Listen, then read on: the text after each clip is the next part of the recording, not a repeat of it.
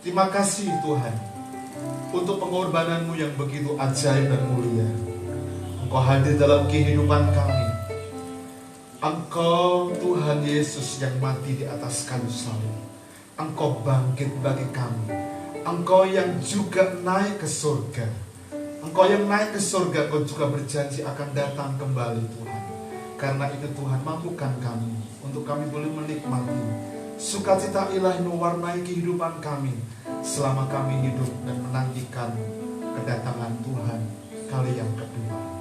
Terima kasih Tuhan Yesus, bekerjalah dengan kuasa Tuhan di hidup kami, melalui kehidupan kami. Dalam nama Tuhan kami menyiapkan seluruh keberadaan diri kami, pikiran kami, pendengaran kami buat apa yang akan Tuhan sampaikan kepada kami semua.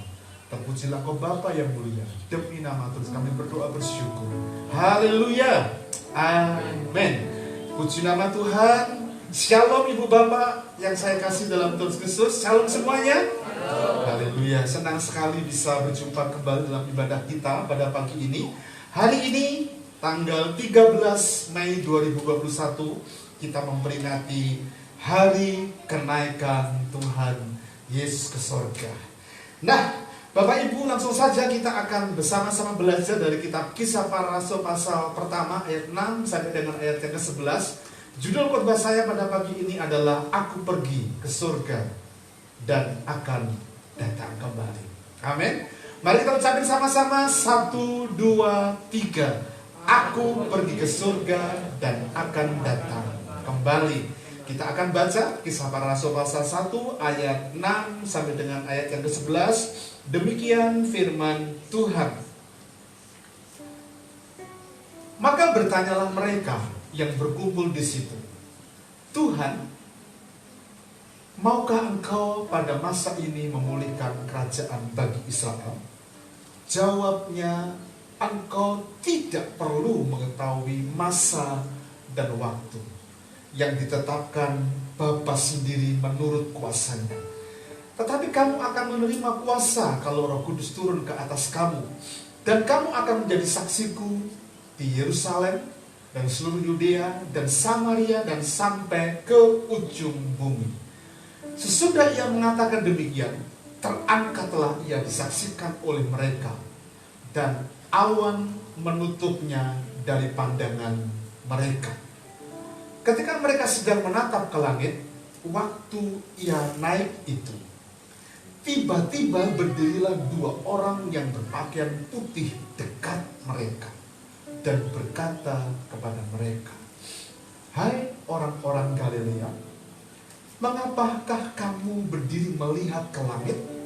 Yesus ini yang terangkat ke surga meninggalkan kamu akan datang kembali dengan cara yang sama seperti kamu melihat dia naik ke surga. Saya akan ulangi ayat yang ke-11. Dan berkata kepada mereka, Hai orang-orang Galilea, mengapakah kamu berdiri melihat ke langit? Yesus ini yang terangkat ke surga meninggalkan kamu akan datang kembali dengan cara yang sama seperti kamu melihat dia naik ke surga. Bapak Ibu Saudara yang dikasihi oleh Tuhan, diberkatilah setiap kita yang selalu membaca, merenungkan, dan melakukan firman Tuhan dalam kehidupan kita. Kalau kita baca ayat 11 tadi, ini adalah sebuah janji. Janji atau MOU, Memorandum of Understanding, yang biasa kita kenal, ya. Janji.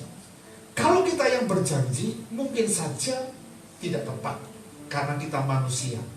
Tapi kalau kita mendapatkan promise, janji itu dari Tuhan, maka janji itu pasti digenapi. Karena Allah kita adalah Allah yang terikat dengan perjanjian. MOU yang dibuat dalam sebuah pernikahan pun bisa tidak ditepati karena kita manusia.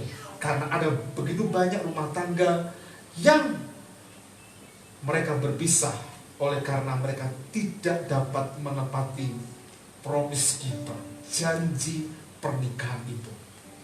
Tapi kalau Allah yang berjanji, karena dia terikat dengan perjanjian itu, dia terikat dengan perjanjian, maka tidak ada satu janji pun yang akan batal buat kita. Dan ketika dia naik ke surga, dia memberikan kuasa Roh Kudusnya. Tapi ada janji yang perlu kita tengok bersama-sama dalam memperingati kenaikan Tuhan ke surga. Adalah janji yang diucapkan oleh malaikat itu. Malaikat itu mengucapkan janjinya. Mengapa engkau melihat Yesus yang naik ke surga? Dia akan datang kembali sama seperti ketika dia naik ke surga. Dia terikat dengan perjanjian, dan janji Allah itu kekal. Kekal artinya tidak dapat dibatalkan. Bahkan dalam Alkitab satu iota pun, satu titik pun akan digenapi itu. Karena siapa yang berjanji? Allah yang berkuasa. Bapak Ibu yang dikasihi Tuhan, ini janjinya.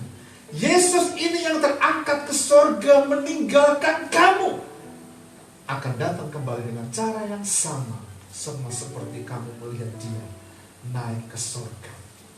Di Alkitab ada 3 orang yang diangkat secara supernatural. Yang pertama adalah Henokh.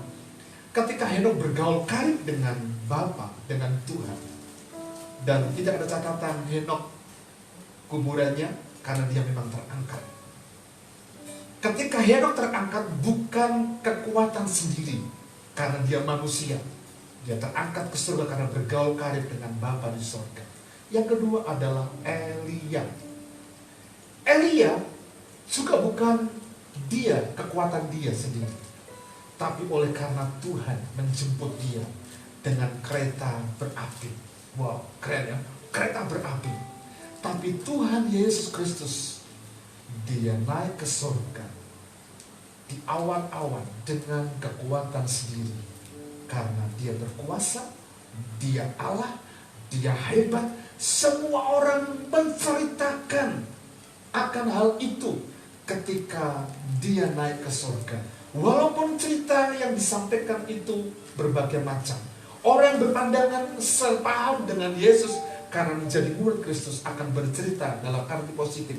Tapi dalam rangka yang lainnya yang tidak bersependapat dengan Yesus pun akan menceritakan hal yang lain. Tapi saya mau tekankan, janji kedatangan Yesus yang kedua kali itu pasti akan digenapi. Mari kita lihat 2 ayat ini dari kitab Markus pasal kita buat Markus dulu Markus pasal 24 ayat 30. Ini adalah khotbah akhir zaman dari Tuhan Yesus Kristus. Sama dari 2 ayat ini mengatakan, ayat yang Markus pasal 13 ayat 26, pada waktu itu orang akan melihat Anak Manusia, siapa? Yesus, datang dalam awan-awan dengan segala kekuasaan dan kemuliaannya. Ayat 20, ayat 30 pasal 24 dari kitab Matius. Pada waktu itu akan tampak tanda Anak Manusia di langit, dan semua bangsa di bumi akan meratap, dan mereka akan melihat Anak Manusia itu datang di atas awan-awan di langit dengan segala kekuasaan kemuliaannya. Ini adalah janji Tuhan yang pasti akan digenapi. Tapi kedatangan Tuhan di awan-awan permai tidak ada satu orang pun yang tahu. Ramalan manusia tidak ada yang tepat. Saya ada contoh-contoh, tapi tidak saya sampaikan karena terlalu panjang. Tapi ramalan-ramalan yang dibuat yang terakhir adalah yang ada di Indonesia tahun 2012 yang lalu. Ada yang mengatakan Tuhan akan datang tanggal sekian, tahun sekian. Tapi ketika mereka menantikan ramalan itu, tidak ada kedatangan Kristus yang kedua. Tidak ada. Karena apa? Alkitab mencatat kedatangan Tuhan itu tidak ada satu orang pun yang tahu. Bahkan anak pun tidak, hanya Bapa yang tahu. Karena itu menyikapi kondisi keadaan sekarang ini. Tanda-tanda yang kita perhatikan dan kita lihat, gempa bumi, banjir, tanah longsor, ada kefasikan yang semakin menjadi-jadi di tengah dunia ini.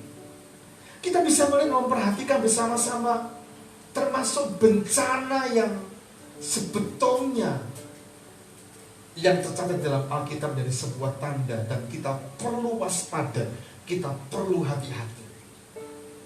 Karena tidak ada satu orang pun yang tahu akan kedatangan yang kedua kali.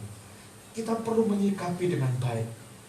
Bapak Ibu Saudara yang dikasihi Tuhan, kalau janji itu digenapi dalam kehidupan kita sebagai anak Tuhan, lalu pertanyaannya, bagaimana sikap iman Kristen yang benar menanti kedatangan Tuhan Yesus yang kedua? Janji itu pasti, janji itu ya dan amin.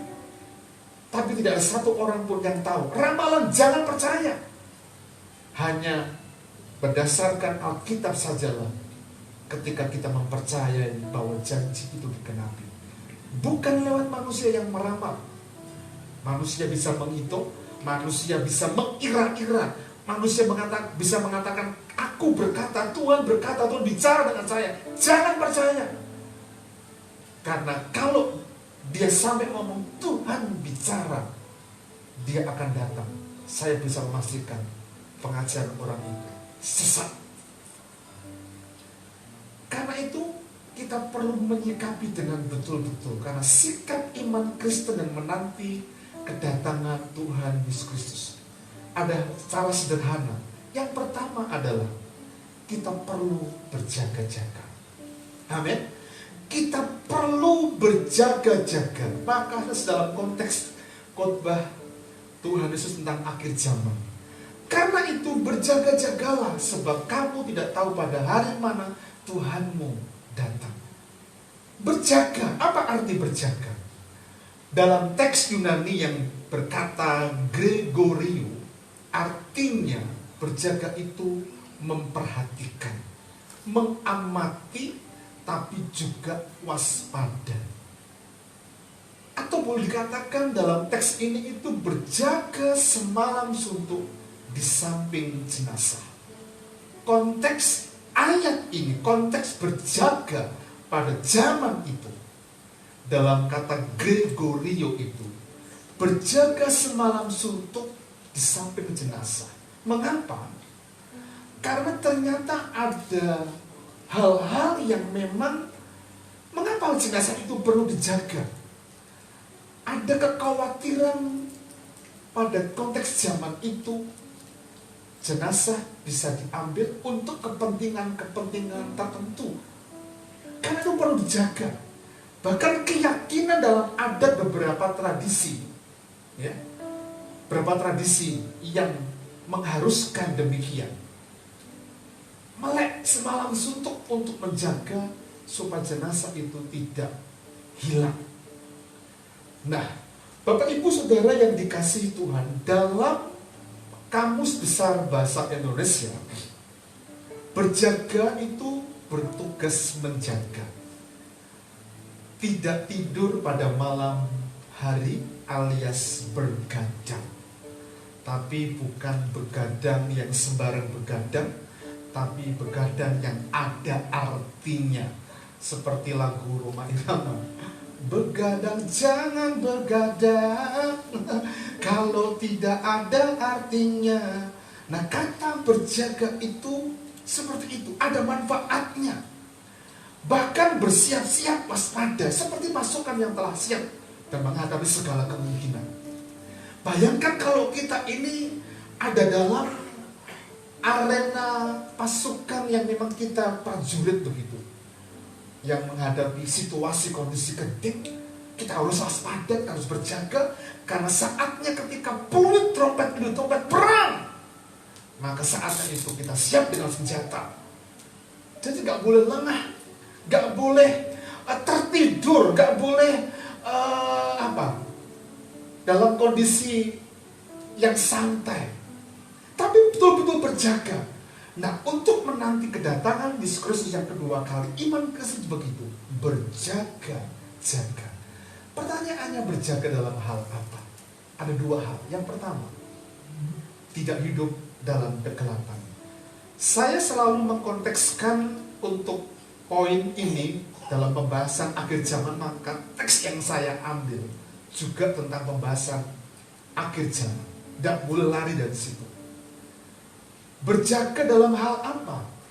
Tidak hidup dalam kegelapan. Dalam 1 Tesalonika pasal 5 ayat 4-5 mengatakan begini.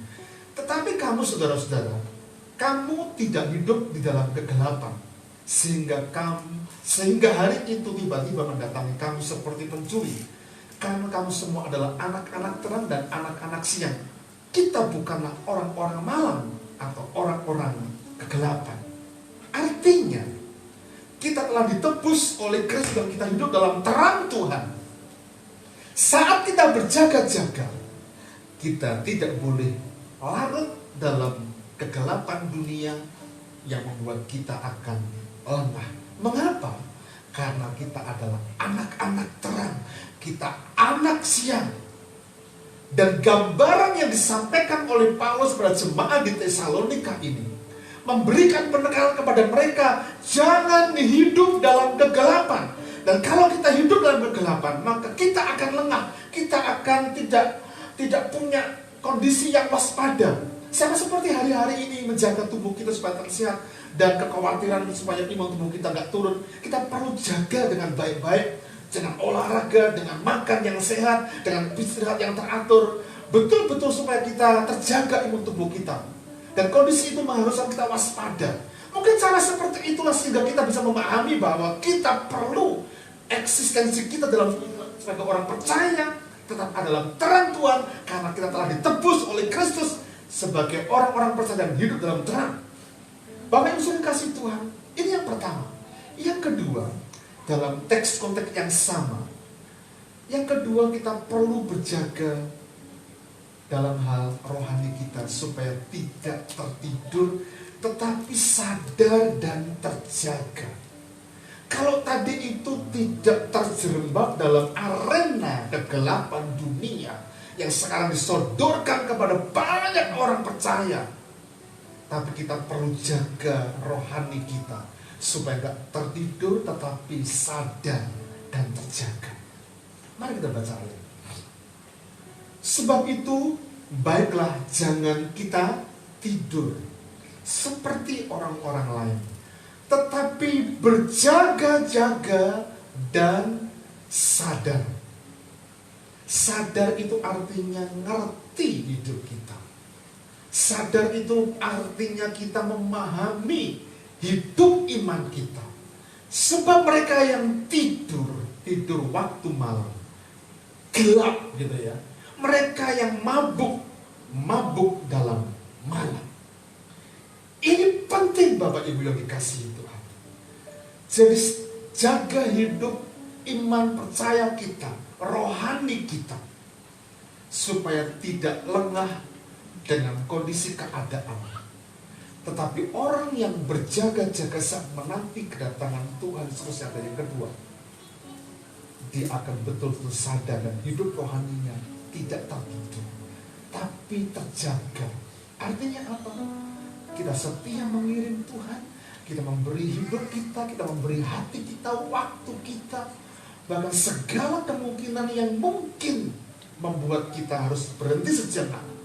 Tapi tidak boleh berhenti dan mundur, tapi pit stop, terjaga. Ada tahu tentang pit stop? Pit stop itu ketika istilah itu terjadi, muncul ketika balapan, baik itu balapan F1 ataupun motor GP begitu ya. Mereka ada di pit stop dan butuh waktu tidak lama untuk ganti ban, untuk ganti bahan bakar dan sebagainya. Dalam waktu dekat itu untuk apa? Melaju dengan cepat kembali. Supaya apa? Supaya dalam perjalanan perlombaan itu mereka menang. Nah sebetulnya demikian kita sebagai orang percaya. Sekalipun pit stop kita itu ada persoalan, ada masalah. Sebetulnya masalah, persoalan, pergumulan yang kita hadapi membuat kita harus melaju lebih kencang untuk mengalami kuasa Tuhan dalam kehidupan. Itu arti berjaga. Jadi betul-betul rohani kita tidak dalam kondisi lelap tertidur, tapi betul-betul terjaga. Karena itu mari kita koreksi hidup kita. Sudahkah kita memberi waktu baik-baik untuk Tuhan, sehingga hidup rohani kita itu terjaga? Kembali saya sampaikan kepada Bapak Ibu Saudara yang dikasihi Tuhan. Manusia itu dari tubuh, jiwa, dan roh. Roh kita seringkali kita abaikan. Tubuh kita kasih makan 3 kali sehari bahkan lebih, belum ngemilnya. Apalagi kalau lebaran seperti ini, ya. Ada banyak kiriman yang harusnya kita tergoda untuk makan, gitu ya. Lontong opor, kupat opor, gitu ya. Siapa yang mau bagi-bagi? Saya yang menyediakan diri, gitu ya. Ayo semua, dan semua kita menikmati itu. Tapi kita lupa, roh kita perlu kita kasih makan. Kita mengabaikan, bahkan yang paling celaka, ada banyak anak-anak Tuhan, orang percaya yang memberi makan hidup rohaninya hanya saat beribadah di gereja. Saya meyakini teman-teman di RBC tidak demikian. Karena tiap hari kita mendapatkan postingan renungan. Ada postingan dari saya yang saya akhiri suara gembala. Itu hati saya, itu doa saya. Kalau kita perhatikan baik-baik, hidup rohani kita akan terjaga. Saya berharap kita gak lewati postingan-postingan rohani, renungan-renungan yang sampai muncul di grup RBC. Tapi kita baca, kita renungkan, ada kata-kata yang simpel tapi menguatkan. Oh, itu untuk siapa? Untuk hidup rohani kita. Dan jiwa kita boleh menikmati hiburan-hiburan. Tapi seringkali kita abaikan. Mari kita bertanya dalam hati kita, sudahkah hidup rohani kita tetap terjaga dengan baik? Sehingga pengalaman doa, pengalaman baca firman, pengalaman bersaat teduh, itu bukan menjadi sebuah yang dipaksakan kepada kita, tapi sebuah kesadaran dengan diri sendiri pada waktu yang baik untuk Tuhan. Yang kedua, sikap iman Kristen menanti kedatangan Kristus yang kedua. Saya mengajak Bapak Ibu Saudara untuk tetap setia dalam iman kepada Kristus Yesus. Saya minta nada D, coba nada D. Kita baca ayatnya dulu. Akan tetapi jika anak manusia itu datang, adakah ia mendapati iman di bumi ini? Yesus bertanya kepada kita, adakah iman di bumi ini? Jika dia datang kedua kalinya untuk menggenapi firman-Nya. Bapak Ibu tahu lebih itu? Apa yang kau buat selama hidupmu? Adakah iman di hatimu? Allah akan membenarkan orang pilihannya yang selalu berharap padanya. Adakah iman di bumi? Dia ketika bertanya, dan dia datang kedua kali. Bapak Ibu Saudara yang dikasihi Tuhan, mari kita tetap setia dalam iman kepada Kristus Yesus. Dan apa yang kita buat, terus setia, dan kita punya iman. Setia itu pistis, faithful. Iman yang bertumbuh, iman yang penuh dengan kekuatan gitu. Jadi orang-orang yang beriman melakukan seperti orang percaya yang pada ketika ada tantangan, ada persoalan, pada zaman gereja-gereja, bapak gereja, atau bahkan pada zaman ketika penganiayaan di Yerusalem, mereka punya iman yang kuat dan tetap setia, walaupun mereka harus terserah ke berbagai daerah, tetapi mereka punya iman yang kuat karena menghadapi tantangan. Tapi seringkali yang perlu kita perhatikan dengan baik-baik, zona nyaman, keadaan baik membuat kita sebetulnya lengah. Kan tidak ada tantangan, tidak ada pergumulan. Karena itu Ketika Tuhan izinkan kita mengalami tantangan, mengalami pergumulan, sebetulnya mengajar kepada kita supaya kita punya iman faithful yang sungguh-sungguh kepada Kristus Yesus Kristus. Ketika kita menanti kedatangan Tuhan, mari kita menyadari dengan baik-baik bahwa kita sedang melakukan perkenanan. Iman percaya kita perlu kita terus bawa dalam pengenalan kita kepada Kristus Yesus. Dalam perumpamaan tentang hamba yang setia dan hamba yang jahat, dalam khotbah Yesus tentang khotbah akhir zaman, Matius 24 itu, kita tahu tentang perumpamaan ini dan hamba yang setia yang melakukan tanggung jawabnya dengan tepat seperti yang diperintahkan tuannya. Dia adalah orang yang berbahagia, hamba Tuhan yang berbahagia, karena tetap didapati melakukan tugasnya dengan baik. Hamba yang menerima talenta menjadi 10 karena mengerjakan talenta itu. Hamba yang mendapatkan 2 talenta menjadi 4, tapi hamba yang 1 talenta itu mendapatkan hukuman karena tidak mengerjakan. Bukan perbedaan besar kecil dari talenta itu, tapi kesempatan waktu tanggung jawab yang diberikan kepada mereka yang sebetulnya dikerjakan dengan baik sampai itu menghasilkan. Nah, sebetulnya hidup iman kita juga demikian. Ketika menanti kedatangan Kristus Yesus, setia, faithful, menanti kedatangan Kristus itu juga demikian. Kita mengerjakan tanggung jawab kita dengan baik-baik. Dalam konteks kita sebagai ibu rumah tangga, kerjakan dengan baik-baik. Kalau kita kerja, kerjakan dengan baik-baik. Sebagai kepala rumah tangga, punya tanggung jawab yang lebih besar. Karena harus menafkahi keluarga, istri, anak, bekerja, membanting tulang berseringat. Dan itu kita lakukan dengan baik-baik.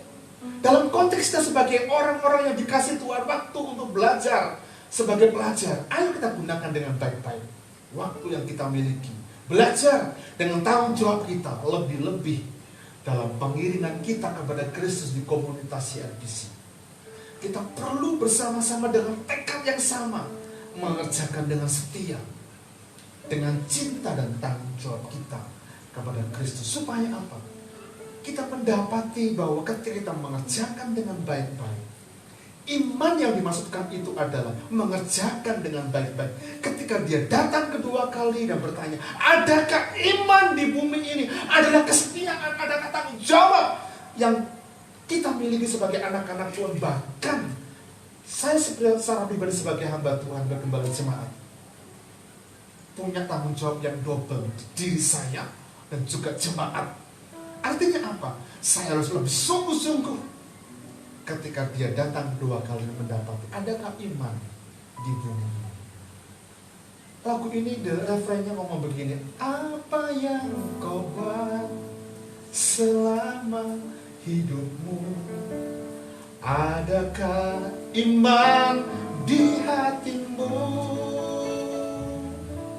Allah akan membenarkan orang pilihannya yang sungguh berharap padanya. Bapak Ibu, mari kita bersama-sama isi hidup kita dengan kesetiaan, faithful, dengan tanggung jawab yang sungguh-sungguh, karena kita punya kemampuan yang memang Tuhan janjikan kepada kita. Yang ketiga dan yang terakhir, untuk menanti kedatangan Kristus yang kedua kali dalam iman Kristen, mari kita bersiap sebagai mempelai Kristus. Amin. Mengapa sebagai mempelai Kristus? Iya, gereja Tuhan, anak Tuhan, orang-orang percaya adalah mempelai Kristus yang nanti bukan saja ditunangkan, tapi akan dinikahkan dalam pernikahan anak domba ketika dia datang kedua kali. Mari kita baca ayatnya lebih dahulu. Sebab itu, hendaklah kamu juga siap sedia, karena anak manusia datang pada saat yang tidak kamu duga.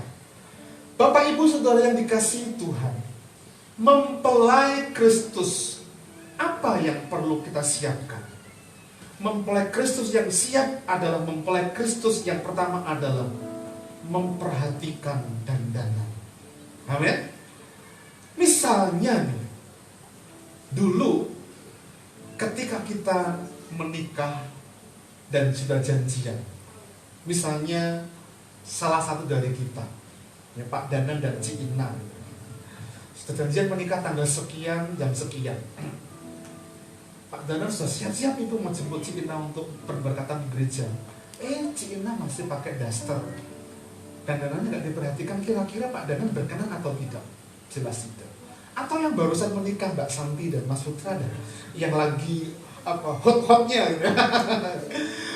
Misalnya ini Mbak Santi nggak siap, atau sebaliknya, dan nggak mungkin. Dan itu bicara tentang apa? Seandainya Mbak Santi nggak panggil salon dan sebagainya, nggak bisa dandan dengan baik, dan sebetulnya nggak akan pernah jadi pernikahan. Demikian juga dalam kehidupan kita sebagai anak-anak Tuhan. Sementara kita hidup menanti kedatangan Kristus dan kita ini adalah mempelai, mari kita perhatikan dandanan kita. Wajah kita itu bagaimana ya untuk mempelai?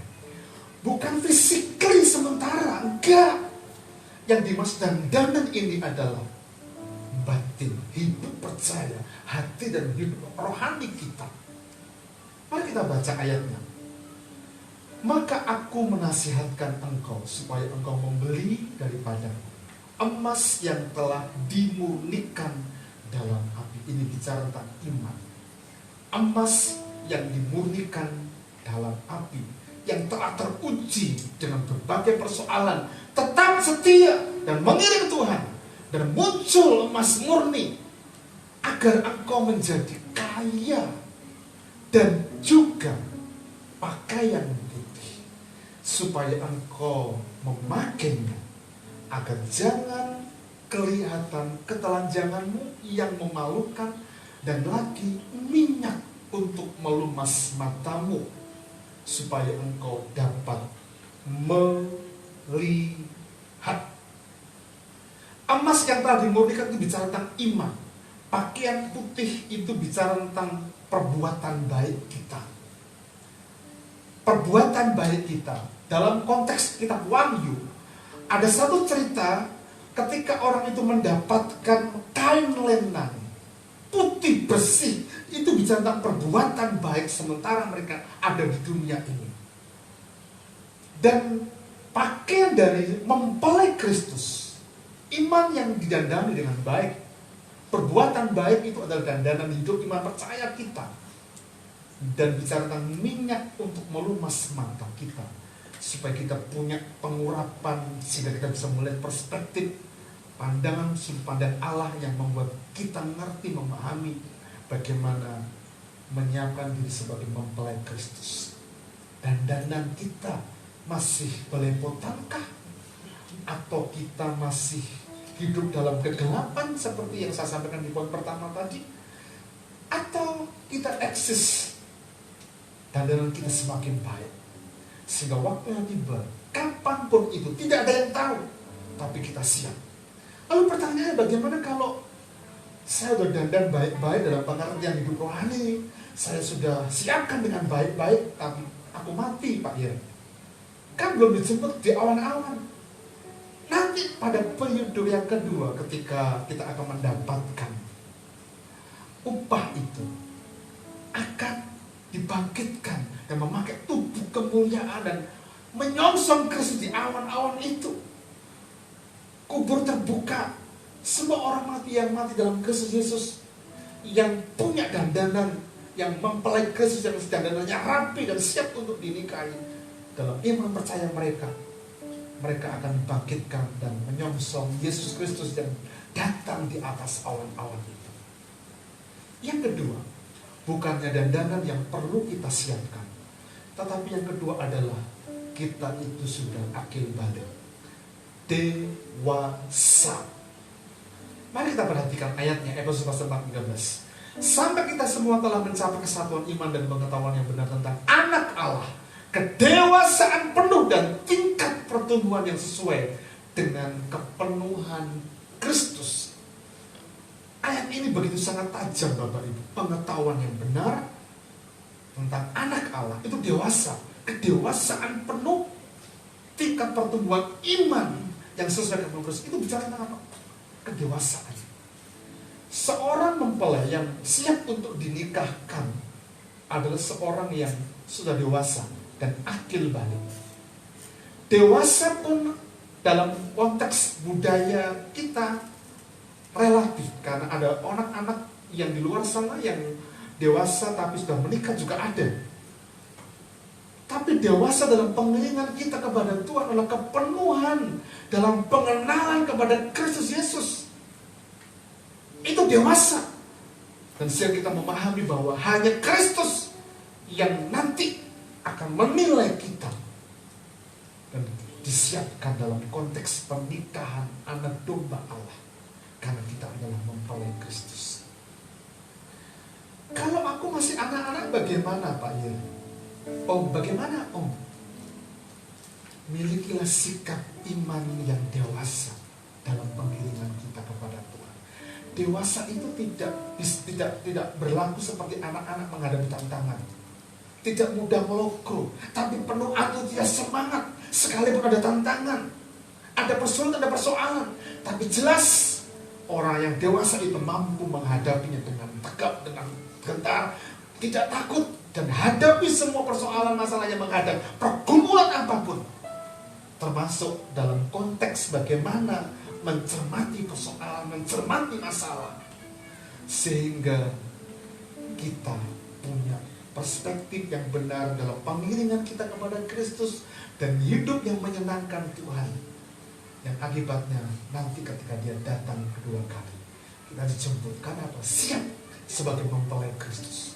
Dandanan yang rapi sebagai mempelai Kristus, perbuatan baik kita, iman kita, termasuk seluruh pandangan perspektif kita ke depan tentang Kristus dan pengenalan kita kepadanya.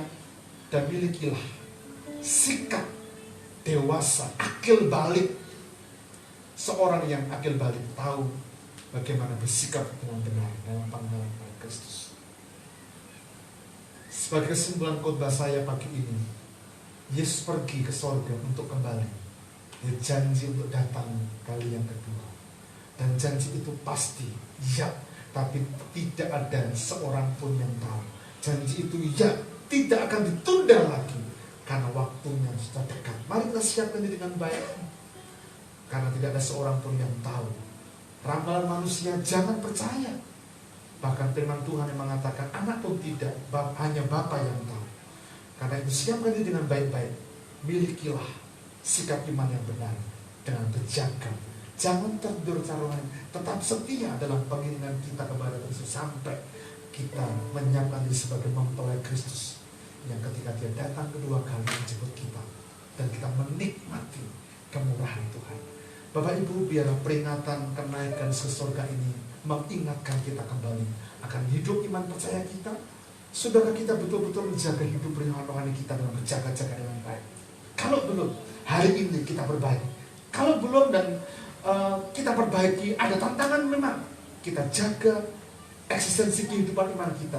Dan jangan pernah tertidur, tapi sadar dalam pengiringan kita melakukan tanggung jawab kita dengan baik. Iman percaya kita dan dandanan sebagai mempelai Kristus sampai dewasa dan akhir balik. Sehingga ketika dia datang kedua kali menjemput kita menikmati mahkota. Amin. Kita datang kepada Tuhan. Saya undang Bapak bisa berdiri bersama-sama.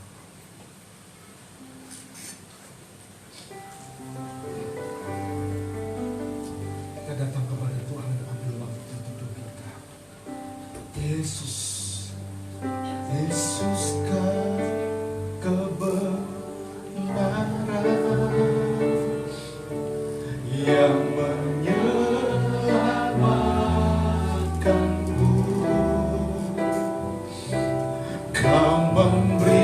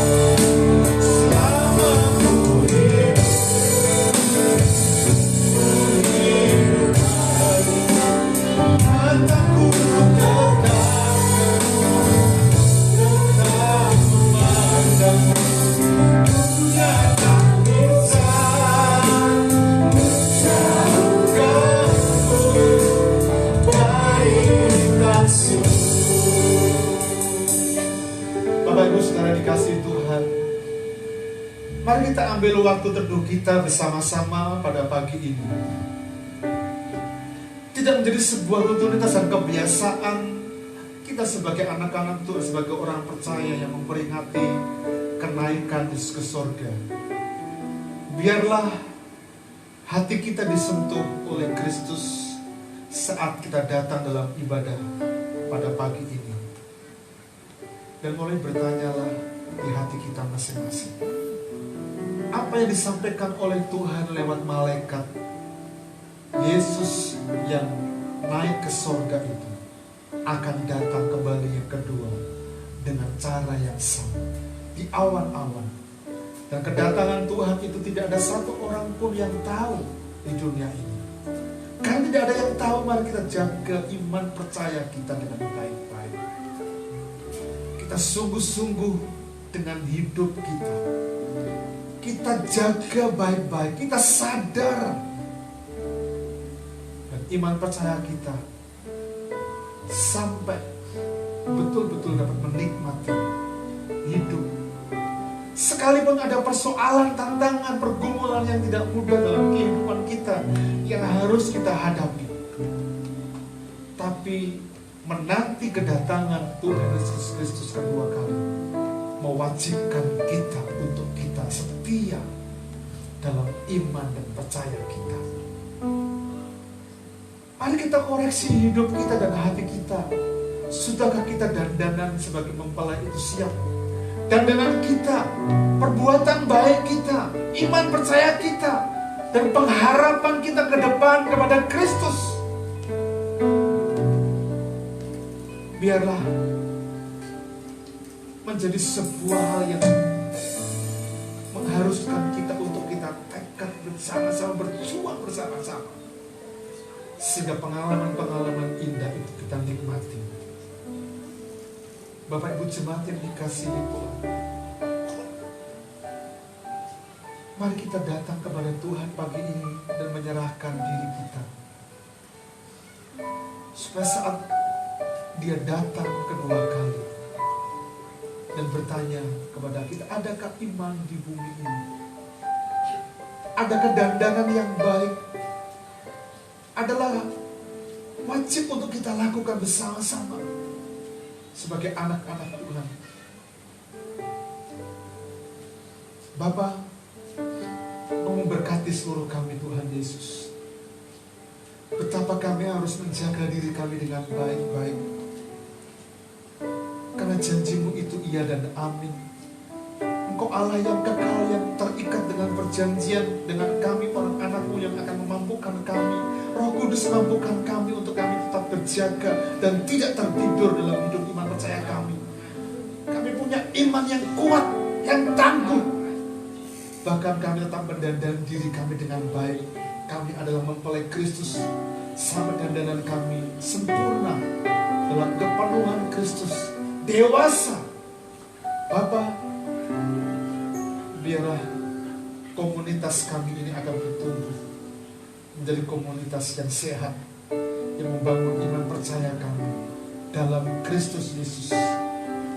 Berkat-Mu melimpah atas kehidupan kami semua. Berkati firman-Mu untuk kami Tuhan Yesus. Berkati firman-Mu untuk kami.